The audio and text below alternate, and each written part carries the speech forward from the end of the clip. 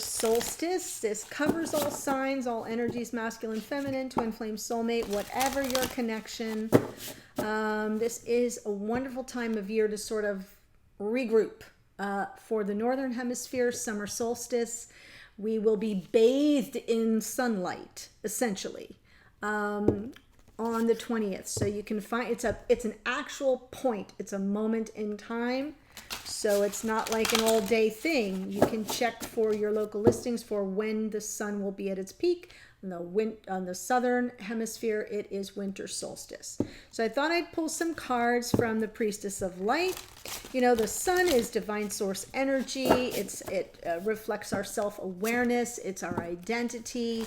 And it's the point when we are most in our element and feeling most energized and motivated. So it's a good time for manifestation. Whereas the winter solstice, we lay low, we take some inventory, and we set intentions and prepare for manifestation. But this is a manifestation go time in the northern hemisphere. So let's see what's coming through for those of us watching. This is from Priestess of Light, I think I said. Okay, idyllic times, the garden paradise, brilliant beliefs, luminous life force. That's exactly what I just said. Personal power.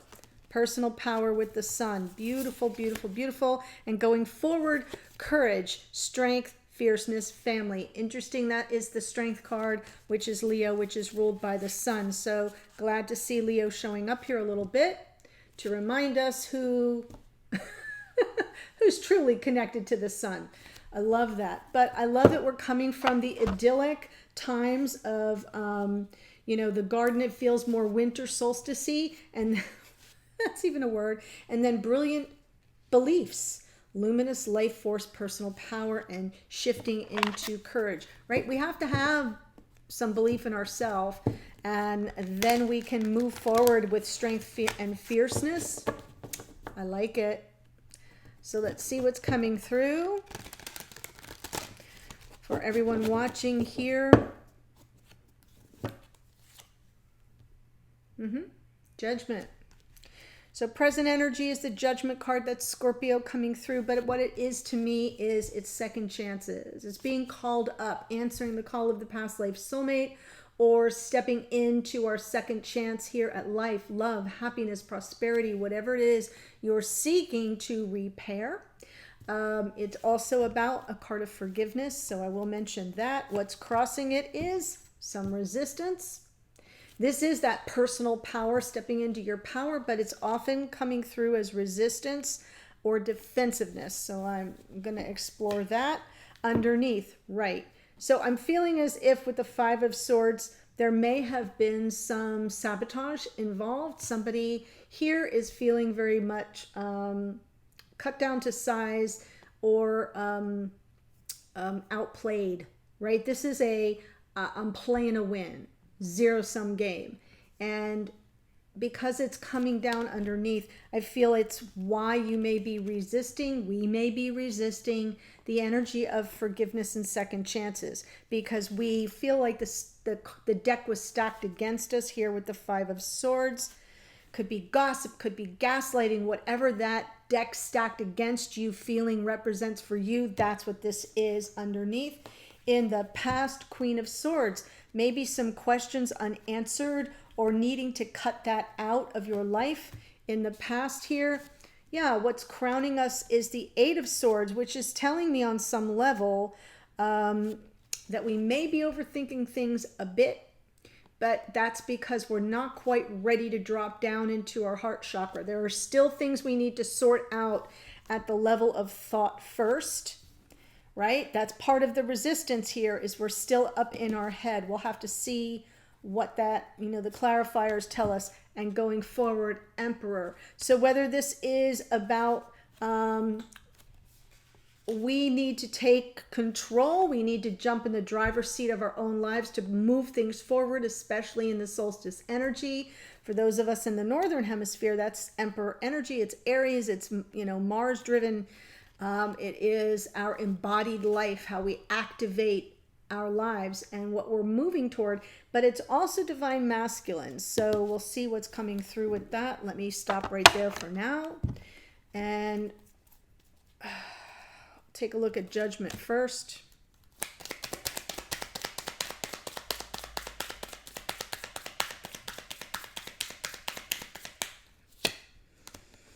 Yeah. So I feel like part of what we're resisting here is we haven't quite fully healed. I'm seeing swords, swords, swords, and this resistance card of the Seven of Wands is telling me that we're still up all, we're all up in our heads, taking baby steps, inching forward. There may be something more we have to learn that will help us in our healing, and underneath is the moon, right? Because we're tripped out. This is the moon here is our insecurities being triggered, our fears. We don't want to go back and repeat that same pattern. So I feel a lot of us here are over, self-correcting to the extreme by doing things in such an analytical way because we're afraid. It makes sense. And that's why we may be defensive, resistant. Let me look at the Seven of Wands here.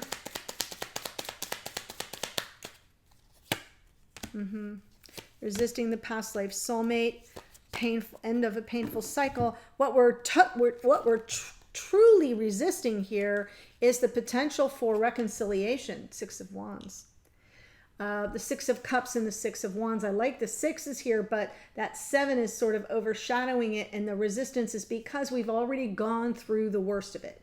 Painful ending of a painful chapter. Ten of Swords. It's over. But we're still acting as if we're in the middle of being slayed. So I feel that that's part of it with the past life soulmate, and underneath is that energy of the Six of Wands, but what we're coming at life with is the Seven of Wands. We want to make peace. That's what's in our psyche. What the sun is shining on is our resistance. And it's due to this end of a painful cycle. I feel for many of you, you didn't see it coming. I know that's true for me. So that Ten of Swords is still fresh because it was a shock. When it's a shock to the system, the first place we go is not into our heart. We go into like strategy mode. And that's what I see here. Underneath is the, strategy, Queen of Swords. Look at all the swords here. We have Scorpio energy, Pisces energy, Aries, but a lot of swords. Trying to think our way through this, huh? Five of Swords, not happy about it at all. So I almost feel as if the Five of Swords and the Four of Cups here is we feel like we were set up for rejection.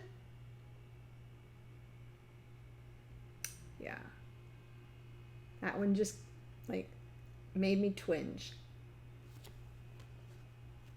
As if somebody planned it. Nine of Cups. So definitely not coming through with wish fulfillment. I feel like, wishes were not only unfulfilled, they were shattered. King of Wands, possibly by a King of Wands. Or if you are identifying with the King of Wands, then I'm feeling as if wishes were not fulfilled. Lots of complacency here, somebody resting on their laurels. Normally the King of Wands takes action. I see it, I want it, I claim it, it's mine. And they didn't. And in essence, what they didn't take action on, or if this is you, led to this discontent. But I'm feeling it's really the other person. And the Five of Swords with the Four of Cups is just totally feeling set up, maybe betrayed to some degree. And there was cruelty was the intention. And I'm saying that because of the Ten of Swords. The cruelty was the point here. Five of Swords, Ten of Swords. And that's what we're having trouble letting go of. And that's what's triggering us with regard to forgiveness and second chances, right? We're trying to heal here. We're maybe taking those initial steps forward, but we get triggered immediately because we have flashbacks. I'm seeing some PTSD here for some of you. Maybe me too. Queen of Swords.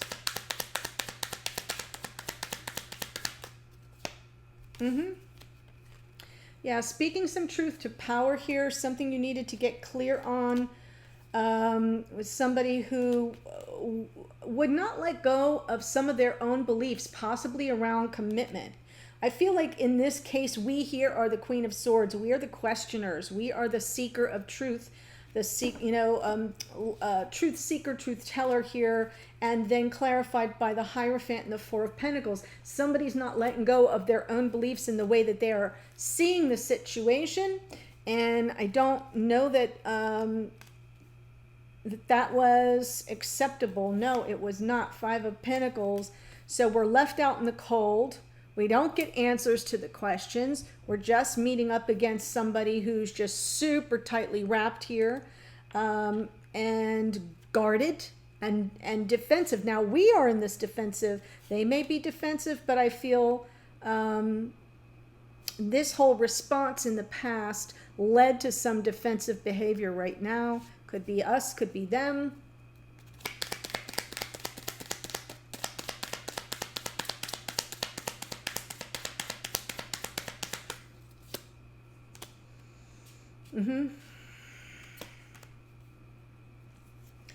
Well,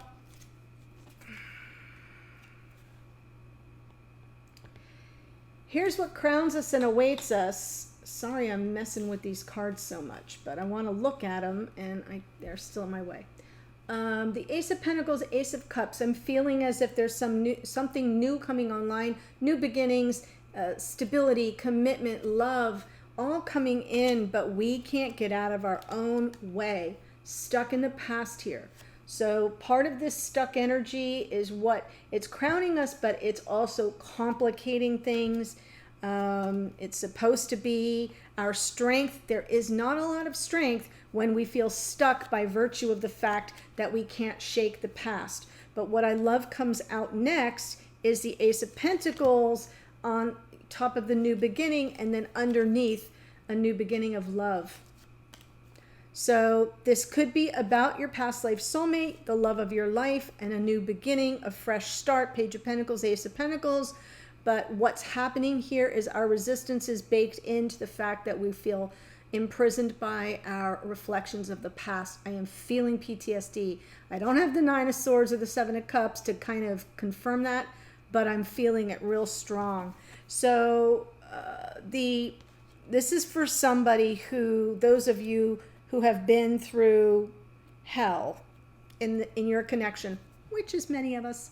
And then going forward, we have the Emperor.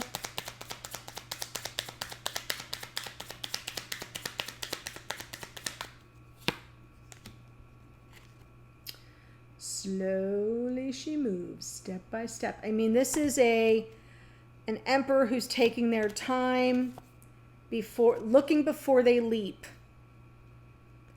Emperor could be us, could be our divine counterpart. Look before we leap, wanting a level playing field, some situation, some measure of balance coming in.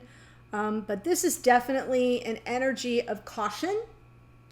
And, you know, the Fool here, face to the sun, perfect for the solstice, beautiful Aquarian energy, hopeful and positive, life-affirming, freedom-loving. And then we get the Justice card underneath, which is sort of reminding us, wait till things come into balance.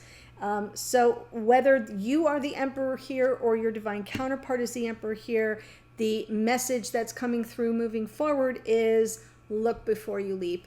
And so I'm going to take this to the extended. If you're interested, I will follow it up by completing out the Celtic Cross and pulling more cards around advice, what energies are surrounding you, what might your hopes and fears be, what's the potential outcome, and some additional oracle to set you on your way. So if this message is speaking to you, I look forward to seeing you in the extended. Otherwise, take care. Happy solstice, and I'll see you in a future reading. Bye.